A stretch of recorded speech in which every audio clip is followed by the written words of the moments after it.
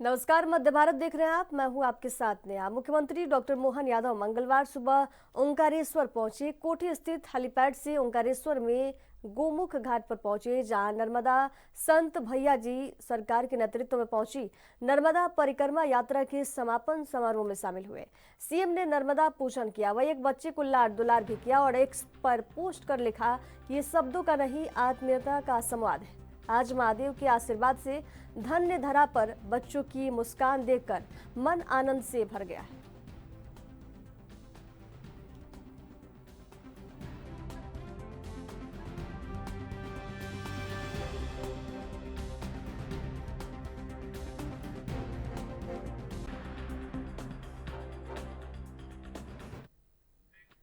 MP के मुख्यमंत्री मोहन यादव ने कहा, मैं राज्य के मंत्रियों विधायकों के साथ छत्रपति संभाजी महाराज के जीवन पर आधारित फिल्म छावा देखने के लिए आया हूं।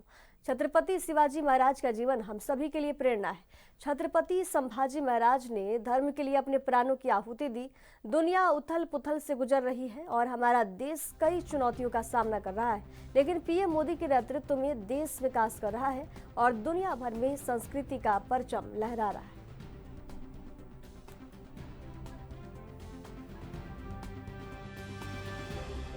धर्म का सौदा किया नहीं, शिवाजी का बेटा था वह, गलत मार्ग पर चला नहीं। वर्ष 300 बीत गए अब, शंभू के बलिदान को कौन जीता कौन हारा, पूछ लो संसार को। कोटि कोटि कंठों में तेरा आज है जय जयकार, अमर शंभू तू अमर हो गया, तेरी जय जयकार। मातृभूमि के चरण कमल पर जीवन पुष्प चढ़ाया था, हे दूजा दुनिया में कोई जैसा शंभू राजा था। मैं आज के इस अवसर पर छत्रपति शिवाजी महाराज के पुत्र छत्रपति शंभूजी राजा के ऊपर आज छावा पिक्चर के लिए हम सब माननीय विधायक गणों के साथ, मंत्रीगणों के साथ, सम्मानीय अतिथियों के साथ यहाँ उस इतिहास को पुनः अपनी आंखों के सामने चलचित्र के माध्यम से दोहरा करके उस दौर में पहुंचने का प्रयास करेंगे, जिस दौर के आधार पर कष्टों की सारी सीमाएं टूट गई। एक तरह से यातनाओं की पराकाष्ठा हुई थी उस दौर में, लेकिन ये हमारे लिए सौभाग्य की बात है। शिवाजी महाराज ने जिस प्रकार से जीवन जिया, भगवान ऐसा पुत्र सबको दे जिसने देश धर्म के लिए अपना शरीर छोड़ दिया, प्राण दे दिए, लेकिन देश धर्म के आधार पर वो झुके नहीं। हम सब नतमस्तक हैं और स्मरण कर रहे हैं वापस ऐसे हमारे आदर्शों को सामने रख करके ही भविष्य के लिए हमारे अपने मार्ग तय होते हैं। मैं आज के इस अवसर पर भोपाल में सभी माननीय विधायकों के साथ ही पिक्चर देखने आया हूँ और उम्मीद करेंगे कि इससे पिक्चर से हम सबक लेकर के परमात्मा से कामना करें, बाबा महाकाल से कामना करें, कभी ऐसा दुष्वक्त वापस नहीं आए। यद्यपि विश्व के परिदृश्य में कई सारे आसपास के देशों में भारी उथल पुथल है और हमारे देश धर्म पे कई सारी चुनौतियां भी है, लेकिन यशस्वी प्रधानमंत्री के नेतृत्व में न केवल देश सक्षम बन रहा, सबल बन रहा, बल्कि अपनी संस्कृति का परचम दुनिया में लहरा रहा है। मेरी अपनी ओर से ये पिक्चर बनाने वालों को भी बधाई। छत्तीसगढ़ के मुख्यमंत्री विष्णुदेव साय ने आज पीएम मोदी से मुलाकात कर राज्य के विकास संबंधित विस्तृत चर्चा की। इस दौरान उन्होंने बस्तर विकास के मास्टर प्लान का खाका पीएम के समक्ष प्रस्तुत किया।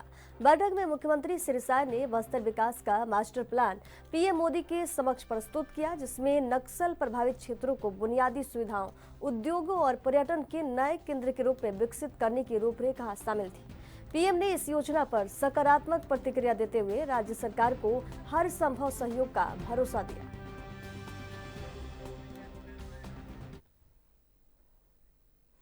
छत्तीसगढ़ के उप मुख्यमंत्री अरुण साव ने बड़ा बयान देते हुए कहा कि मार्च 2026 तक देश और बस्तर को नक्सलवाद मुक्त करने के लिए पीएम मोदी और गृह मंत्री अमित शाह के नेतृत्व में ठोस कदम उठाए जा रहे हैं।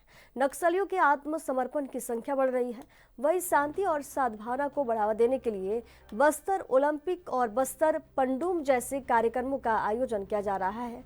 साथ ही विकास और पुनर्वास नीति पर भी सरकार पूरी तरह से गंभीर है।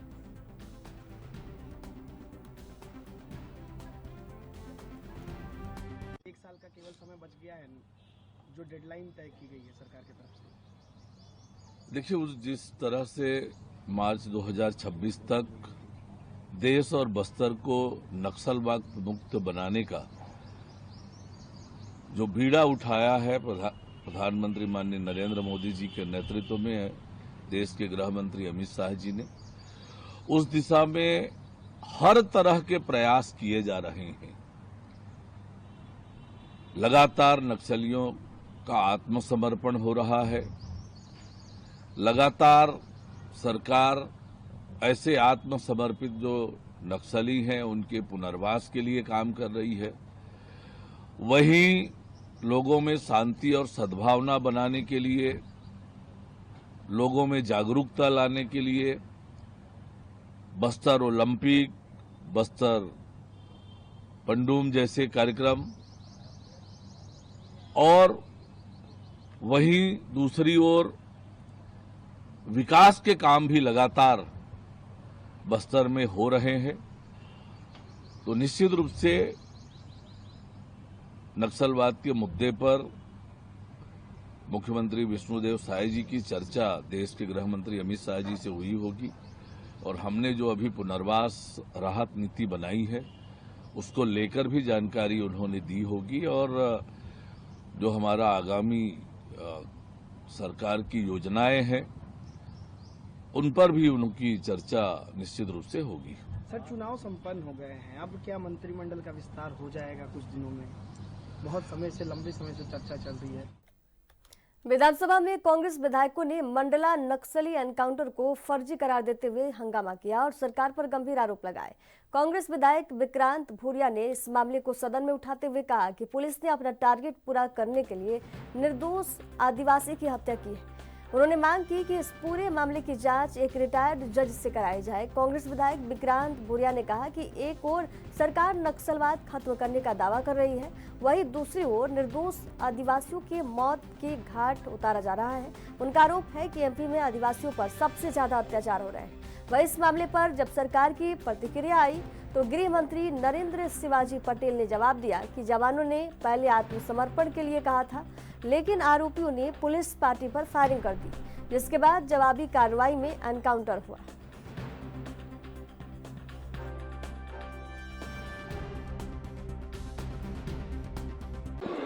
सरकार से हमने मांग करी निर्दोष आदिवासी के लिए 1 करोड़ की नौकरी की। पहले भी इस प्रकार के फर्जी एनकाउंटर हुए, इसमें नौकरी दी गई। बालाघाट के अंदर भी जाम सिंह करके एक उसकी हत्या हुई थी। हम सरकार से मांग कर रहे हैं कि बार बार ऐसे क्यों हो रहे, इसमें हाईकोर्ट के जज से, रिटायर्ड जज से जांच कराना चाहिए।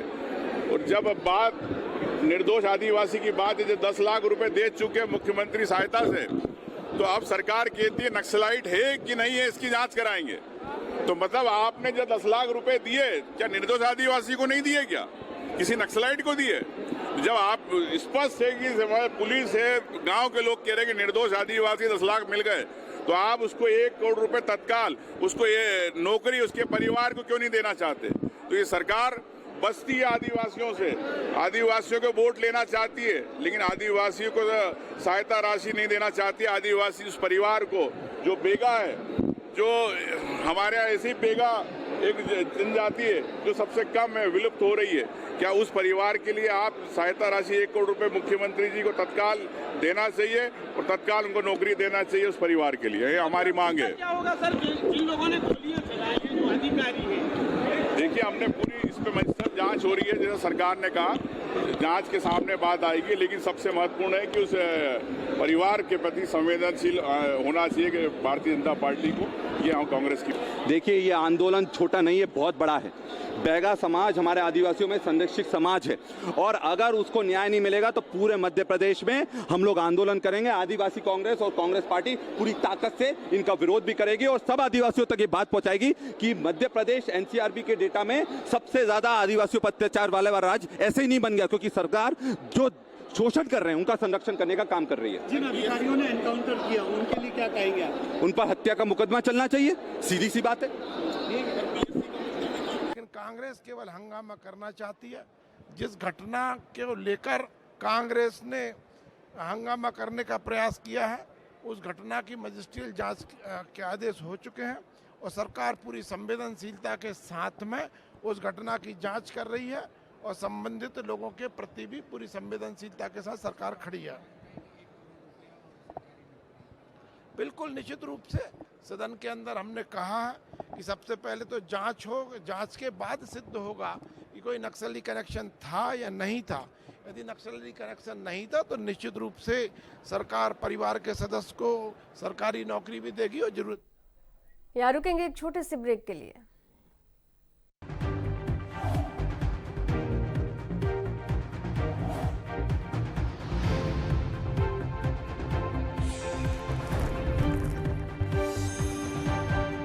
ब्रेक के बाद एक बार फिर से आप सभी का स्वागत है। नागपुर हिंसा मामले में एमपी के राजधानी भोपाल के बीजेपी विधायक रामेश्वर शर्मा का बड़ा बयान सामने आया है, जिसमें उन्होंने कहा है कानून नियंत्रण में बना हुआ है, जिसने भी इस तरह की हरकत की है वे गलत है। हमारी हमदर्दी अशफाकउल्लाह खान, अब्दुल हमीद और अब्दुल कलाम के साथ होनी चाहिए क्योंकि वो देशभक्त थे। उससे जांच कराएगी और सख्त से सख्त कार्रवाई कराएगी, किसी भी अपराधी को बख्शा नहीं जाएगा। और धर्मांतरण के मामले में हमारी सरकार की सीधी और स्पष्ट लाइन है, धर्मांतरण तो बालक का भी अगर है, वो जो नाबालिग से भी ऊपर उम्र में आ गया उसका भी करना गैर कानूनी है। और अगर नाबालिग बेटी का धर्मांतरण और लव जिहाद का मामला है तो ऐसे लव जिहाद करने वालों की ठुकाई होगी और जूते खाएंगे और जेल भी जाएंगे, किसी को बख्शा नहीं जाएगा, ये ध्यान में रखा जाए। नागपुर की घटना पे सरकार का वहाँ जो है कानून का नियंत्रण बना हुआ है। जिसने भी इस तरह की अगर हरकत की है वो गलत है। मैं फिर कहना चाहता हूँ लोगों से कि हमदर्दी हमारी अशफाकउल्लाह खां के प्रति होना चाहिए क्योंकि देशभक्त हैं। हमदर्दी हमारी अब्दुल हमीद के प्रति होना चाहिए क्योंकि देशभक्त हैं। हमारी हमदर्दी एपीजे अब्दुल कलाम के प्रति। छत्तीसगढ़ में जहां गर्मी का मौसम शुरू हो चुका है तो वहीं गर्मी के इन दिनों में आगजनी की घटनाओं में लगातार इजाफा होता है। बीते 3 सालों की बात की जाए तो 2022 से अब तक 414 आगजनी के मामले सामने आ चुके हैं। वहीं एक बार फिर से गर्मी का मौसम शुरू हो चुका है और आग की घटनाओं में वृद्धि होने की भी संभावनाएं जताई जा रही है। वहीं फायर ब्रिगेड की टीमें दिन रात 24 घंटे अलर्ट मोड में काम कर रही हैं, लेकिन लोगों की लापरवाही और सुरक्षा मानकों की अनदेखी बड़ी घटनाओं का कारण बन रही है। फायर स्टेशन प्रभारी का साफ कहना है कि अगर शुरुआत में सतर्कता बरती जाए तो बड़े हादसों को भी टाला जा सकता है।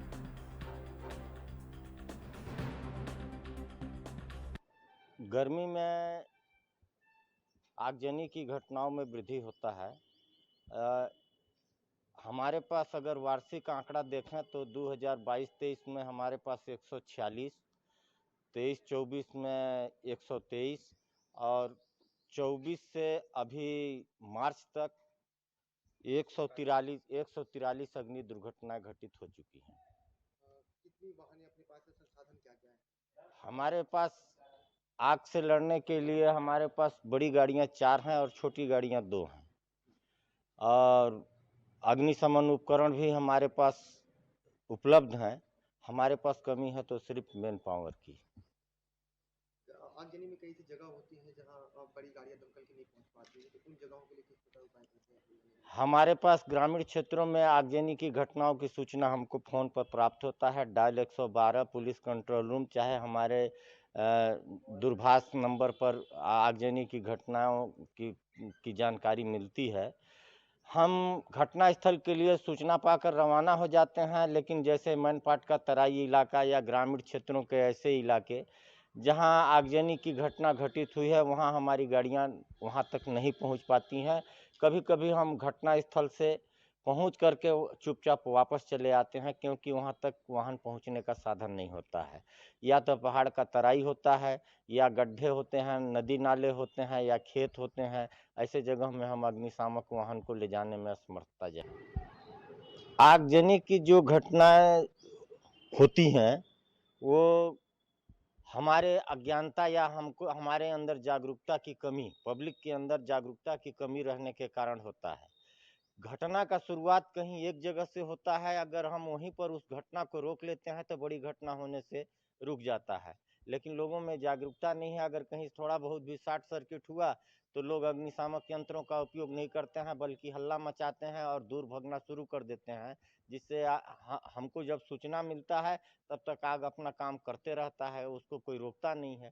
तो इस प्रकार से आगजनी की घटनाओं में वृद्धि हो जाती है। लगातार जांच करते हैं आप लोग, अभियान चलाते हैं, लोगों को जागरूक भी करते हैं कि अस्पताल हो निजी चाहे प्राइवेट, मापदंडों का उपयोग नहीं करते हैं ये लोग। जैसा जैसा हमारे उच्च अधिकारियों का हमें आदेश प्राप्त होता है, उस आदेश के पालन में हम शहर में फायर ऑडिट भी करते हैं, अस्पतालों का भी करते हैं, स्कूल कॉलेजों का भी करते हैं, कल कारखानों का भी करते हैं, कोल्ड स्टोर हो गया, राइस मिल हो गया, इन सभी का हम फायर ऑडिट करते हैं। और फायर ऑडिट में हम उनको उचित सलाह भी देते हैं, यहाँ तक कि हम नोटिस काट कर भी उनको देते हैं कि आप 1 सप्ताह या 10 दिन के अंदर अग्निशामक यंत्र स्थापित करें, उसको चलाने का तरीका सीखें। कांग्रेस नेता कमलनाथ ने कहा कि ये बहुत शर्म की बात है कि कहीं पुलिस लोगों को पीट रही है, कहीं हत्याएं हो रही हैं और कहीं पुलिस ही पीट रही है। यह ऐसा राज्य है जहां पुलिस पिटती भी है और पिटती भी। पूरे देश में सबसे खराब कानून व्यवस्था मध्य प्रदेश में।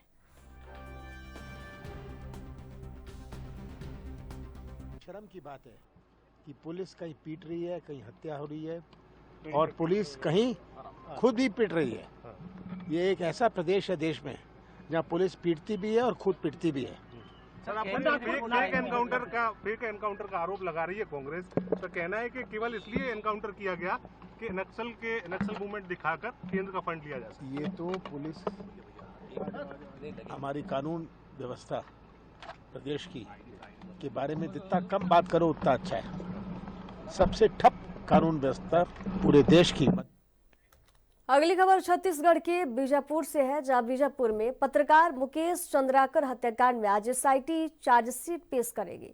1000 पेज की चार्जशीट में 72 गवाहों के बयान शामिल हैं और अब तक 4 आरोपी गिरफ्तार हो चुके हैं, जिनमें सुरेश चंद्राकर, रितेश चंद्राकर, दिनेश चंद्राकर और महेंद्र राम टिके शामिल हैं। बता दें कि ठेकेदार सुरेश चंद्राकर के बाड़े में सेप्टिक टैंक से मुकेश का शव बरामद हुआ था।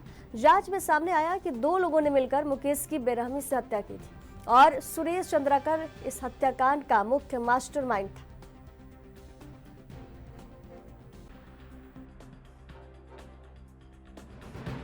पत्रकार साथी मुकेश चंद्राकर हत्याकांड मामले में आज पुलिस के द्वारा 4 आरोपी सुरेश चंद्रकार, दिनेश चंद्रकार, रितेश चंद्रकार एवं महेंद्र रामटके के विरुद्ध भारतीय न्याय संहिता की धारा 103(1), 238 का, 61(2) का, 239, 249 एवं 35 BNS के अंडर करीबन 1200 पन्ने की चार्जशीट माननीय न्यायालय में पेश की जा रही है।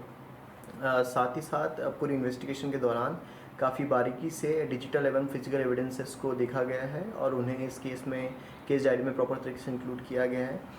साथ ही साथ हमारे द्वारा पूरी कोशिश ये है कि जो चारों आरोपी हैं उन्हें माननीय न्यायालय के द्वारा कठोर से कठोर सजा दी जाए।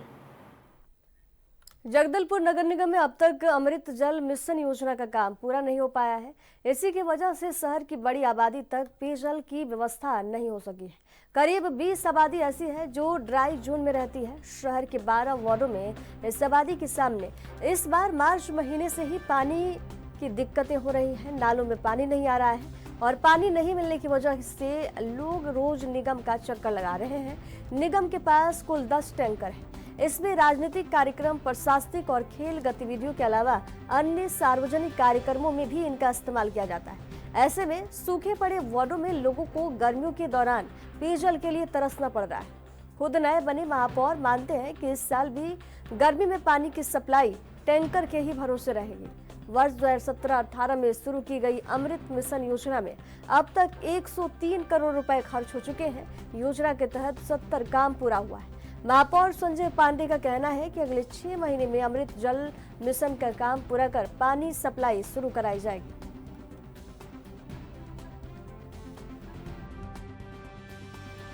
पूरा शहर अब लगभग ड्राई जोन में परिवर्तित हो गया है। पानी की बहुत दिक्कत है। अमृत योजना के लेट लतीफी के कारण भी लोगों को पानी सुलभ ढंग से नहीं मिल पा रहा है।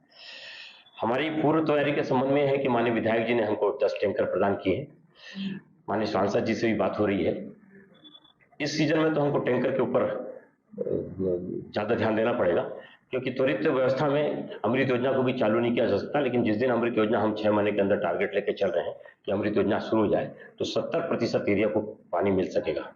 और जो ड्राई जोन है जहाँ पे उसके बावजूद भी पानी नहीं पहुंचेगा, क्योंकि वहाँ पे पाइपलाइन भी अभी 70% ही बिछे हैं, तो उस काम को भी तेजी से लाएंगे। 2 ठेकेदार अमृत योजना के भाग गए 10 साल के कांग्रेस के प्रशासन में, सबको व्यवस्थित करके पानी की सुलभ व्यवस्था कराएंगे।